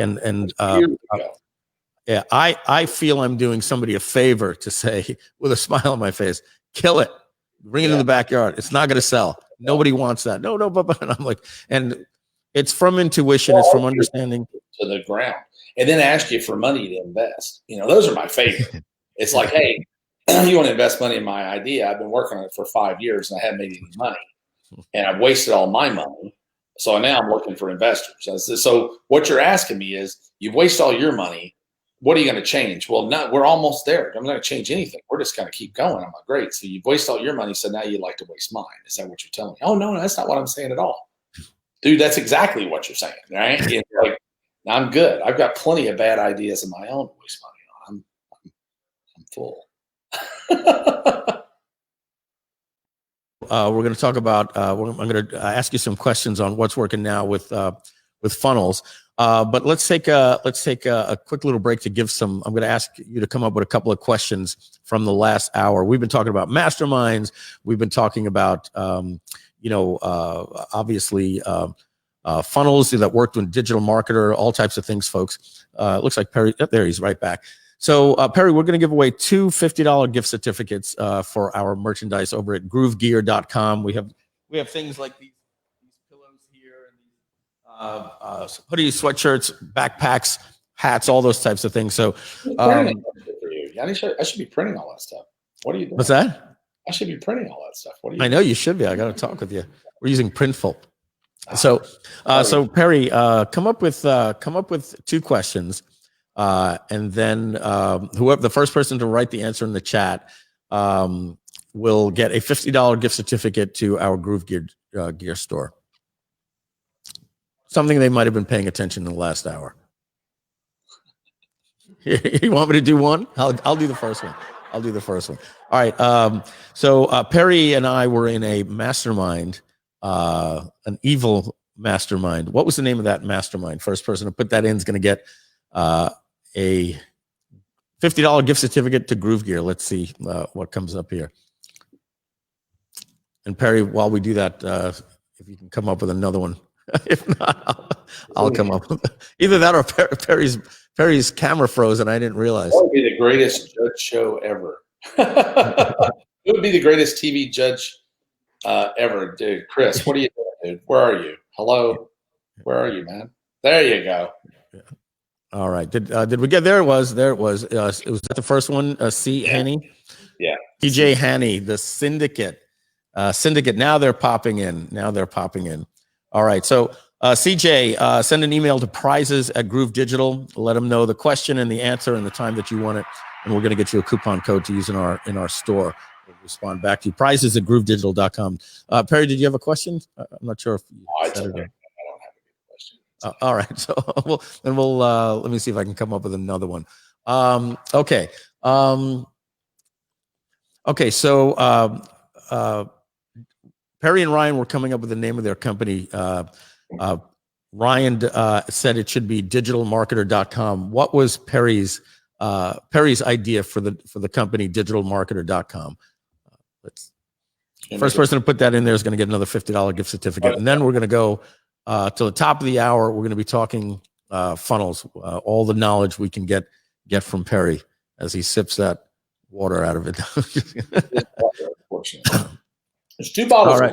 In front of me. They're hot. I'm thinking about opening them. Who's the first one? Is that Jeet Sash? Jeet Shash, I think, is the first person to type in. Jeet Shah. My eyes there. Internetmarketer.com. Perry, that was it. That was your idea? I think they were the same price. I think they wanted $10,000 a piece for them, and I think we paid $10,000 for digital marketers. I remember. And then you went with digital marketer. So imagine that if it would have been internet marketer. And like you said, I think I have to agree with Ryan on that one in hindsight, of course. That one little change, though, look at what the difference would have been, right? We would have been antiquated and outdated and looked old by 5 years ago, right? Yeah. So Jeet, email us at prizes@groovedigital.com with the question and the answer and what time it was, and we'll get you a $50 gift certificate. All right. So what time is it? 6:24. We got about 35 minutes, Perry. We had promised some people we were going to talk to you about what's working now in funnels. So Perry, if somebody's got a product, let's start with like the typical $47 or $100 product, maybe an ebook or something like that. What's your first way to sell something like that? We'll just start with an ebook. Well, in the past, what's been working for me the last 10 years or more have been these small front ends, like a $7, $8 front end. And we went to physical premiums, and I think that's the largest underused. Let's talk about that, because not many people are doing it. Why do you like that? Well, I'll tell you. I'll give you an example. So Ryan brought out his book, The Invisible Selling Machine, right? Mm-hmm. And people think, when they think physical product, they say, oh, you mean a book. No, I don't mean a book. Nobody wants a book. Books imply work and attention and time. So Ryan brought out his book, The Invisible Selling Machine, sent it to the digital marketer list. And got a whopping 3% conversion to the book and a free plus shipping. Right? And then it had a trial on the back of it to lab. And I was surprised actually it was that low. I thought it would be better than that. But I shouldn't have been, because books are just not that attractive of a thing. When we added a t-shirt with it that said "I'm Smarter," the digital marketer "I'm Smarter" t-shirt, to the book, it got 11% conversion. So in media, the book was, because you tripled the conversion, or almost quadrupled the conversion rate, the media cost of conversion went down by $20 by adding a $3 premium. So the math, but everybody's like, "Oh, you got to spend money. You got to buy stuff, and you got to ship stuff." Now you can get companies to do all that for you. I mean, you can get companies to do all that for you. We do it for people. But the point is, I would never sell anything without a premium. Number one, ever in a million. Without a premium, you said. Without a premium, yeah. And a physical premium will beat a soft premium any day of the week. If you, like your group cart trials, if you're doing a group cart trial, if you're doing a group cart subscription, I would send them a hat and a shirt and a mug and everything every time somebody joins as a full member. I watch your conversions just go batshit if you do that. You know Yannick, of course, and Yannick he had his copywriting course was $2,000 for years, and 1,000 or 2,000, I think it was 2,000, and he couldn't add in. People tend to add too much to the offer. Well, I'm going to add this course, and I'm going to add this course, and I'm going to add this course. All you're doing with people, adding work. This much work and this much work and this much work.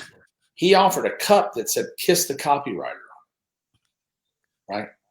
And got like a 4% bump to a $2,000. Come on, Do you put do you put like a limited time offer around the premium? So it's like the premium, like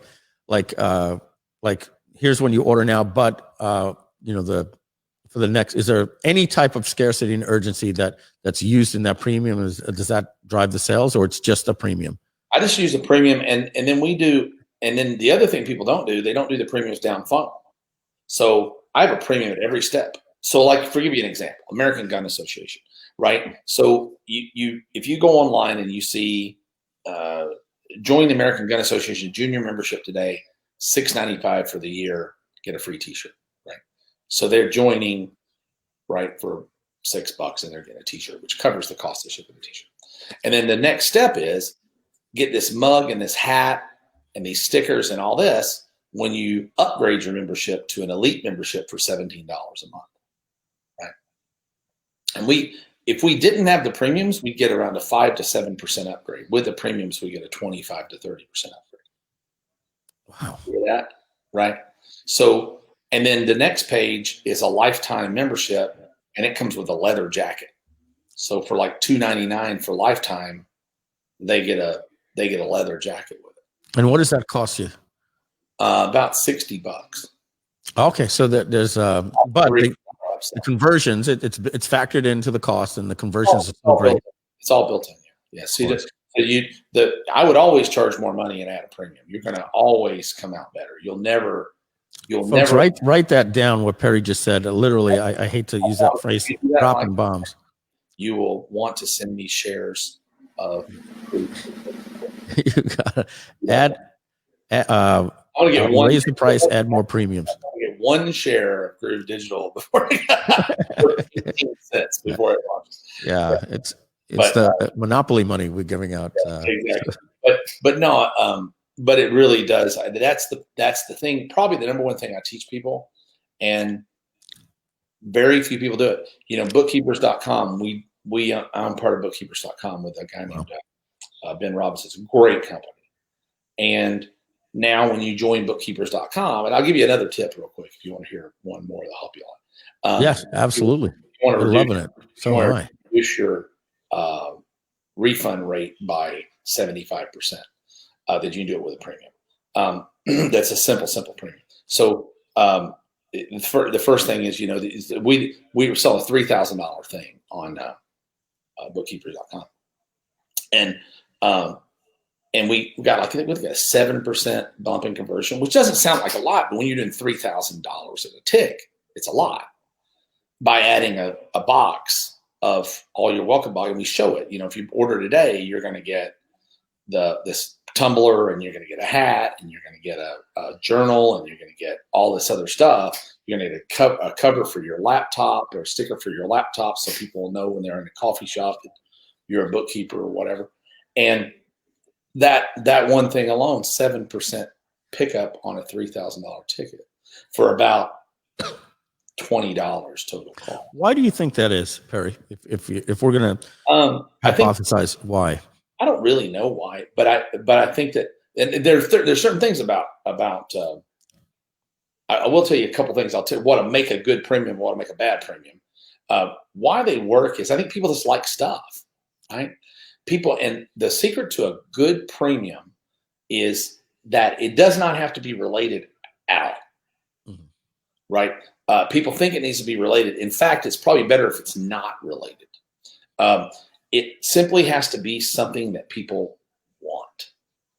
And Mike, you're a man of a certain age. I'll say that. So do you remember savings and loans? Yes. All right.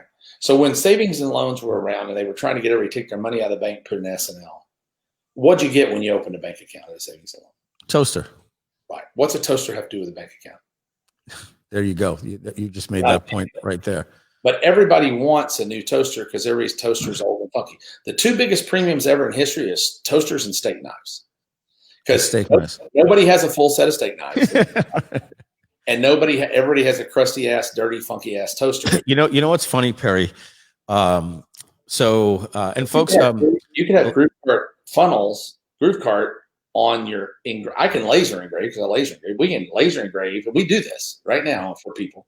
We laser engrave on steak knife sets. You buy a steak knife set for, $5-6, and we laser engrave each one of them. Yeah, Groove steak knives. And but think about this: every time that dude eats a steak, you've got a branding opportunity there. Wow. People send people food, and it's a terrible premium. Food's the worst premium in the world to send people. Everybody used to think that was the best premium. I used to send worst thing in the world to send people. Send people something that you think about gifts like you think about advertising, right? You want exposures. How many advertising exposures are you going to get to a cheesecake? One. Right?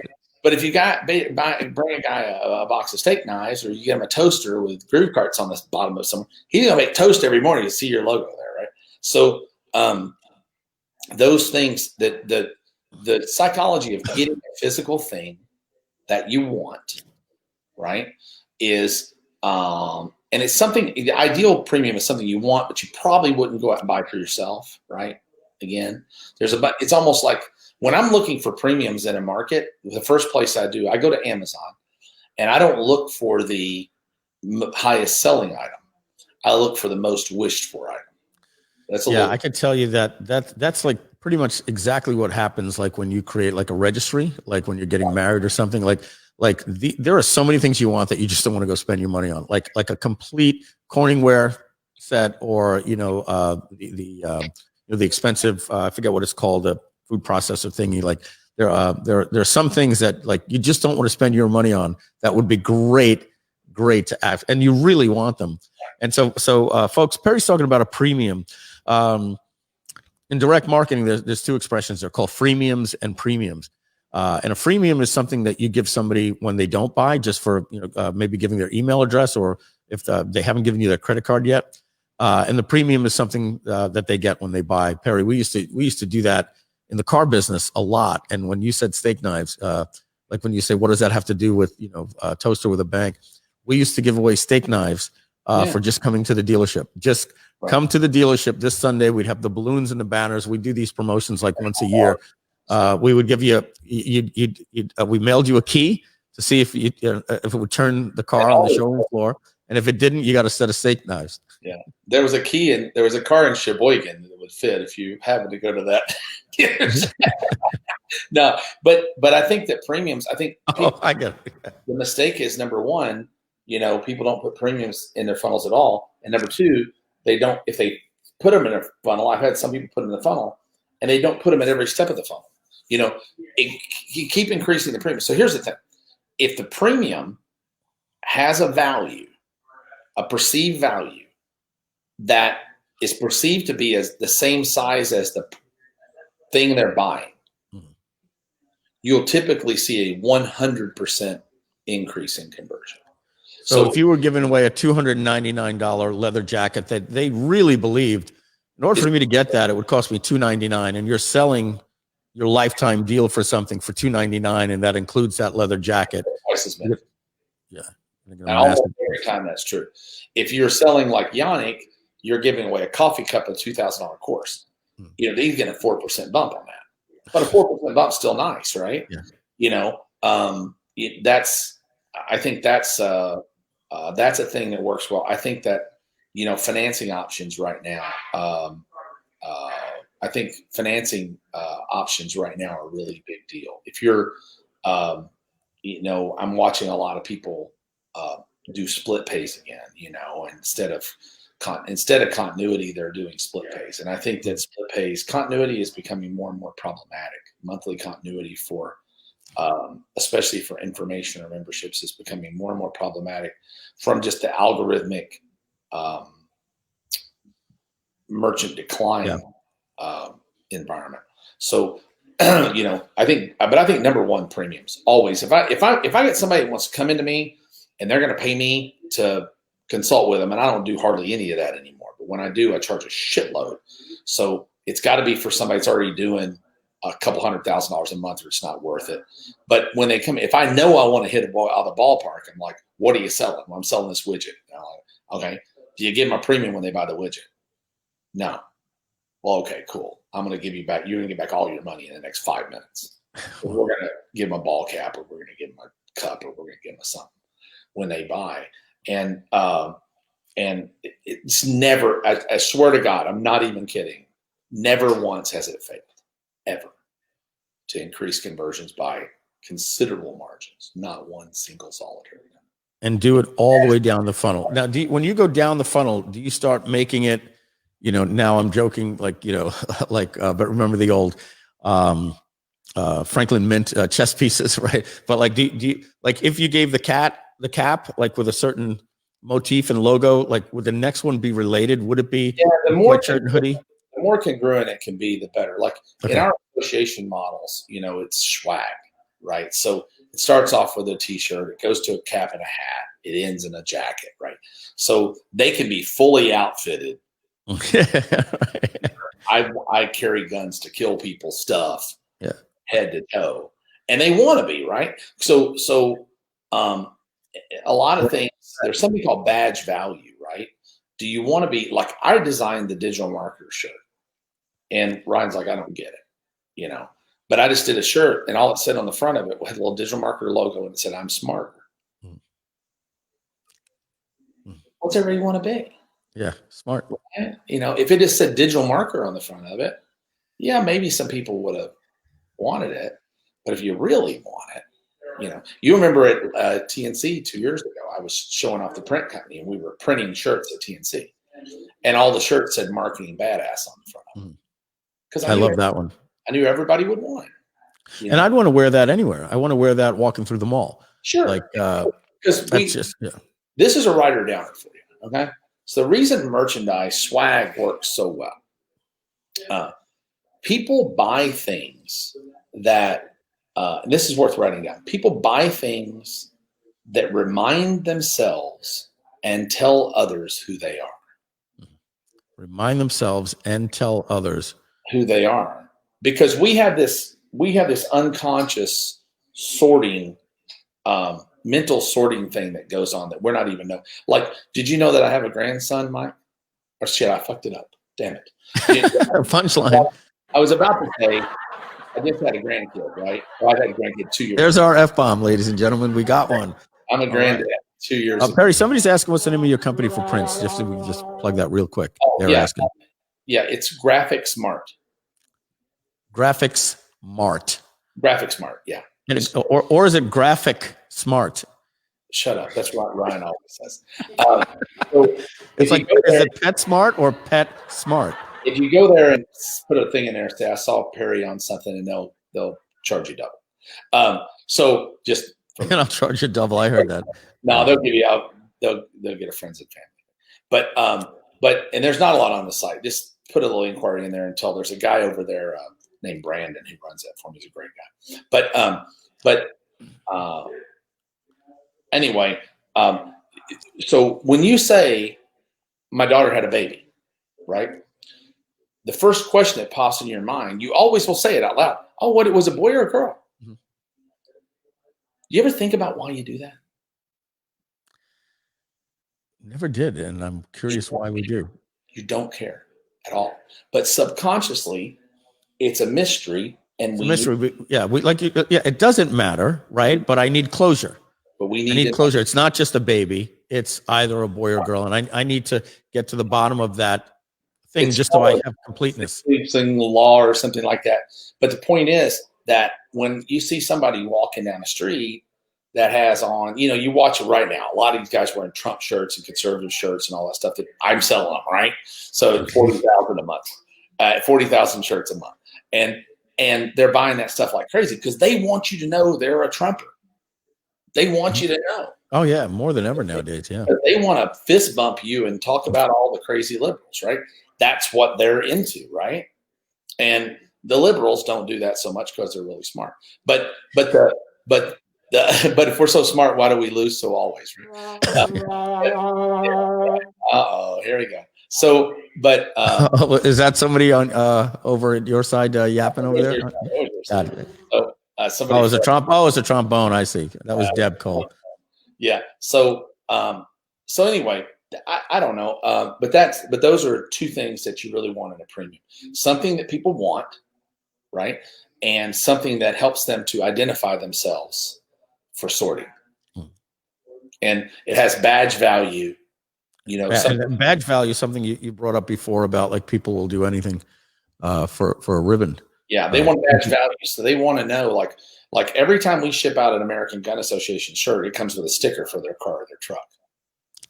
Apple.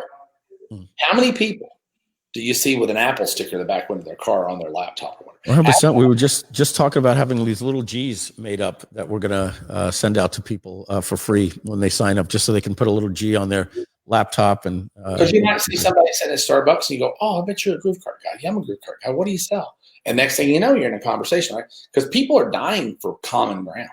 They really want common ground. We need to commune, but we don't want to talk. Trump guy doesn't want to talk politics with the Sanders guy, because they hate each other, diametrically opposed, right?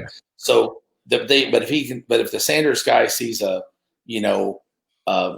green tree on the guy's laptop and he's got a green tree, they get patted up, right? Or whatever the case may be. So I don't care about politics. I'm an equal opportunity asshole. Kevin Stevens, we just got to highlight that one. He's being a wise guy, but Deb, if you can highlight that one, just that one's there we go. Yeah. That's a chuckle. So Perry, I want to take the last 15 minutes here.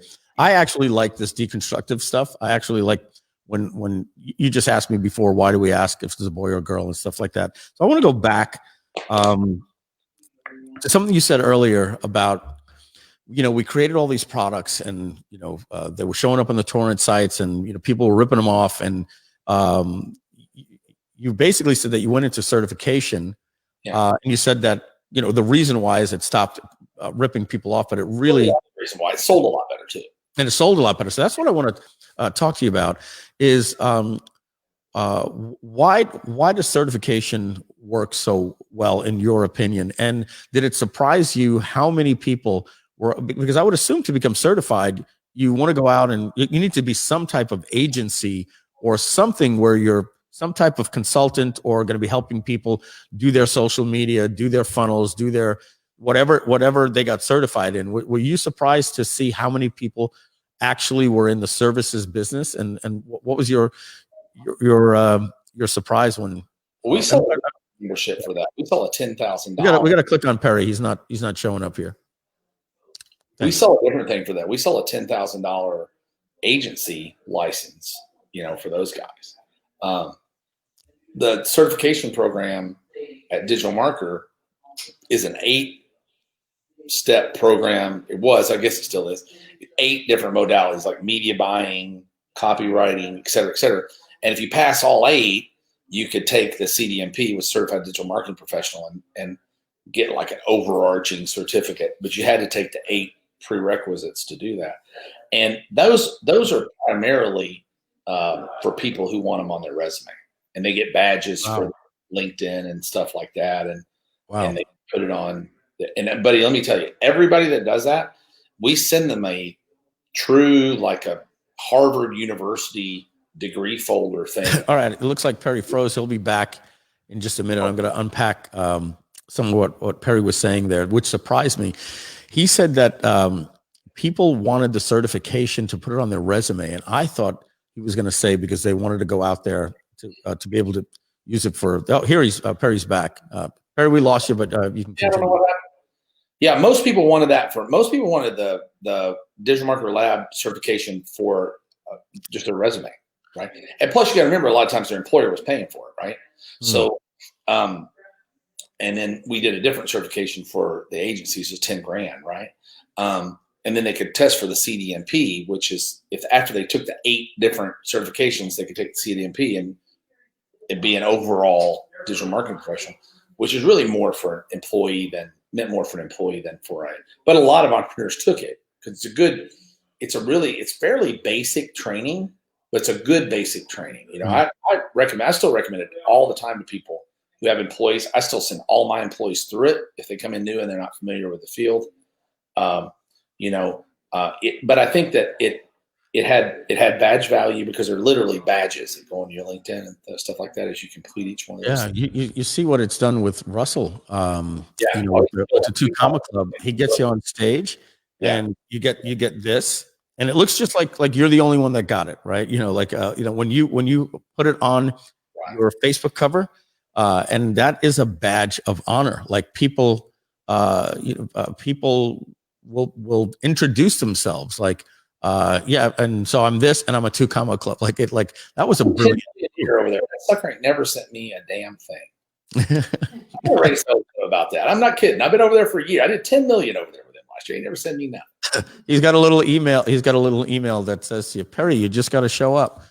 He put me in all the books, and he'll send me a thing after saying he put me in the book. I put a bunch of your stuff in my last book. I hope you like it. I like Russell. I'm joking. But of course, we love Russell. He's and he's done a lot for this industry. He really has. He's a good dude. But buddy, I think certification. People want. What do they do? You go to college and spend hundreds of thousands of dollars to get a piece of paper. Yeah, I'm sorry, we can't highlight a comment. If you saw me like that, Kevin, we love Russell. We'll leave it at that. So hey, Perry, it's coming up to the top of the hour. I see we got our people in our lobby, and we're going to be doing a pre-roll. We've got you now for like another maybe 4 or 5 minutes. I want to ask you if we can get maybe one more thing, a quick little tip. I loved what you said about the premiums. I know that Donna, myself, and John, and my partners Matt, we're immediately going to be getting on and saying, okay, and we're going to, and we're familiar with, we have the Groove Gear store, so we're going to find what we think is something people want to identify the most. I don't know if you can actually see it. It's a little tough to see because we tilted the camera down, but we have this, you can see Donna in the lobby there. She has this little G neon site that, we're having like handmade, and that's becoming like our 2 Comma Club. Like everybody, we were very surprised at how many people like just want that at like any price. Like, so now we're putting it on our store and we're giving it away, a few times a day. And like, that's what they want more than getting GrooveFunnels for free in a 1,500. They're like, no, give away. I don't want the 1,500. I want the neon sign. It's amazing how that is. So, so I want to ask you, we love that tip. Do you have another quick little tip that's just working very well? What's working now in funnels that? I got one more, and I'll close with this. But I think that one of the things I wrote a little post to all my employees not long ago about in our other business, because I have a lot of other businesses too. I've got the outsourcing business where we have we sell managed outsourcing, and so we have a lot of people. we lead generate and then work the phones, right? And you know, I think Saeed Balki, who's Saeed Balki is in War Room. He owns tons of software companies, but Opt-in Monster is one of his most popular. And he calls it the success gap. You know, a lot of people sell a thing, and a customer wants a thing, right? They're on an island over here, right? And the thing they want's on an island over here, right? And a lot of people sell a half-built bridge to that, right? They're like, well, I sell this part, but I don't sell the other part, and that's their problem.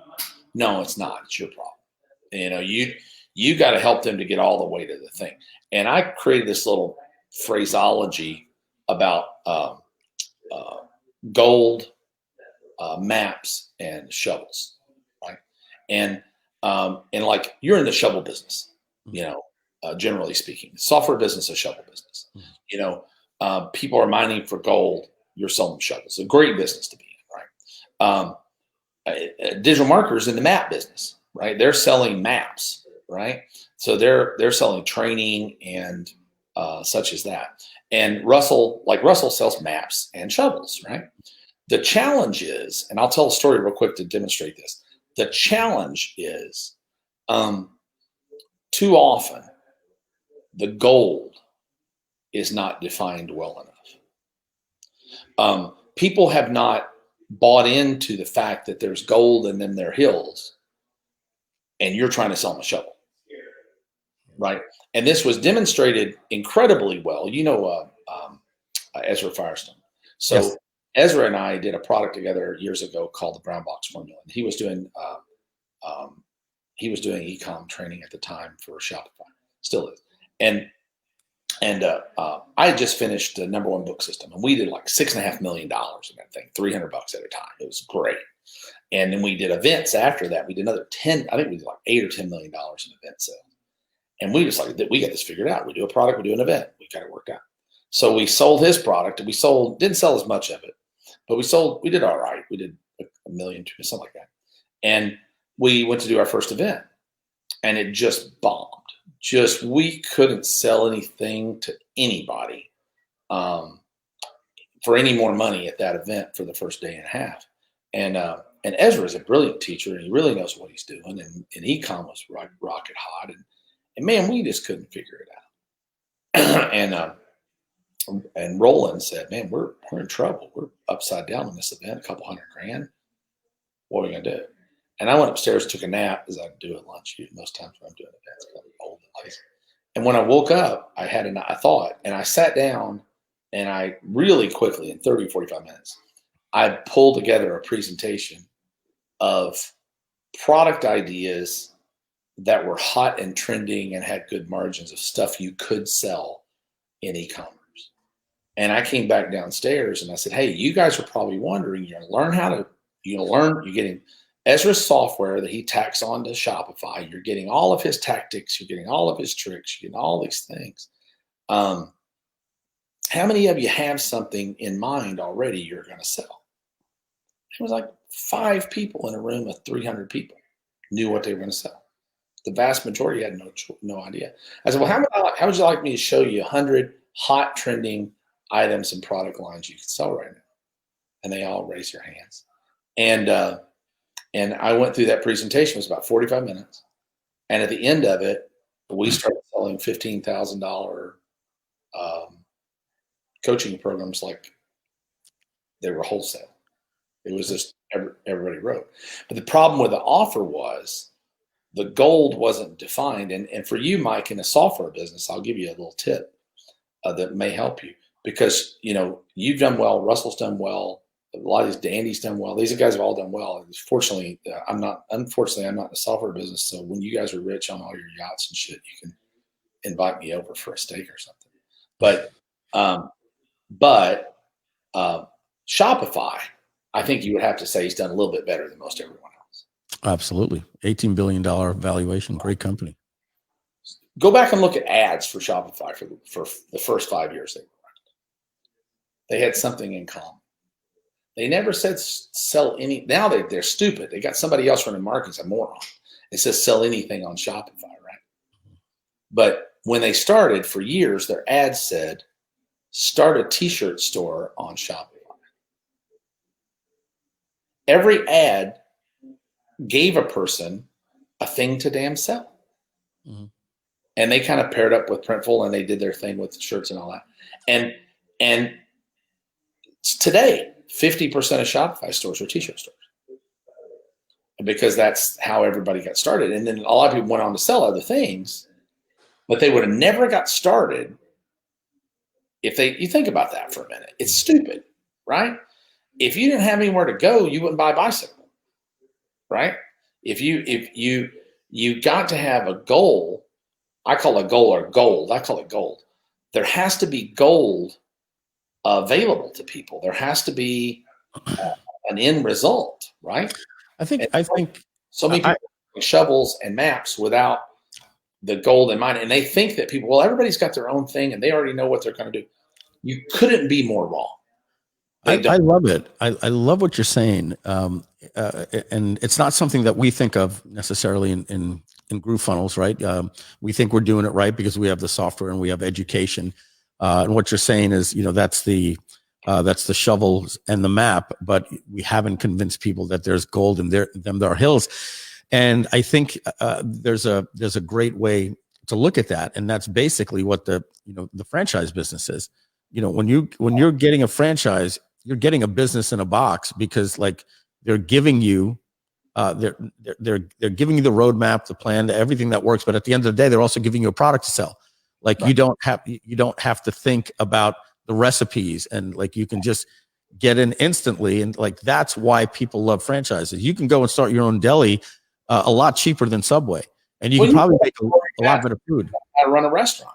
You can buy Rory Fat's training on restaurant running and marketing for a couple $1,000. You don't have to spend $1 million on McDonald's, right?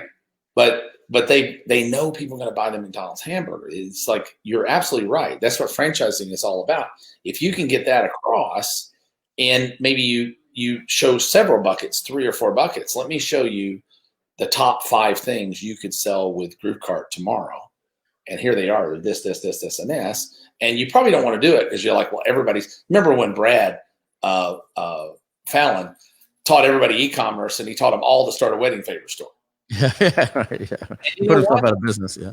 That seemed like the dumbest thing in the world to do, but everybody bought it because they went, well, at least we know what we're selling. Franchise, it's a system. Exactly. I guess we take for granted. And I think that's why, with ClickFunnels, with GrooveFunnels, what people like is that it's halfway there. The templates are done for them if I'm in this niche and in this niche. But I like the idea that you're saying if you can franchise it, like just having one more thing in there that says don't have a product to sell. Well, click a button and you have a done for you business with a product, a membership. It's filled out.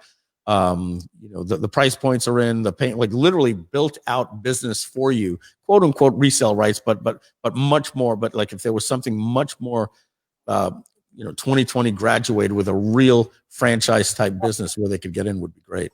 Yeah, and that's what that's what so many of these guys have done.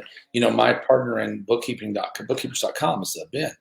Ben has gotten a lot better as a marketer. He's a very good marketer, but he was okay, but he still did $2-3 million a year with kind of subpar marketing, and he did it largely because his offer is so clear. Become a bookkeeper. Everybody needs bookkeeping. Every single business has to have it. It ain't sexy. There ain't a lot of people out there marketing for it. It's easy to get clients. And then I'll teach you the rest of the business. And once it was clear, this is where the gold is, right?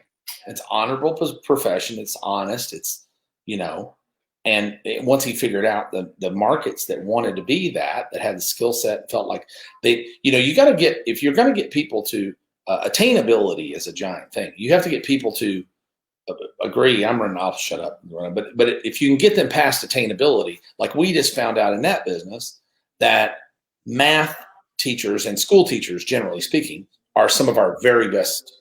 A disproportionate number of our buyers are former school teachers.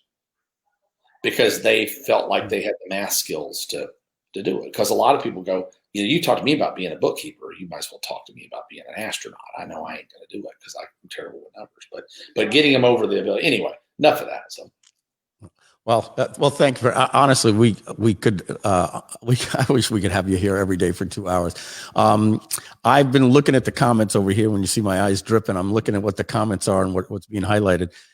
You're definitely going down as one of our highest rated people. People literally said things like, "Holy shit! I just turned on to the Groovathon and I saw Perry Belcher. This is great." All those comments were flying all day long. So Perry, 2 hours is a lot. We could have easily gotten an hour from you, and it would have been great. Giving us 2 hours, right in the middle of your day on a busy Monday, man. We really appreciate it. It was great for you and I to get caught back up again.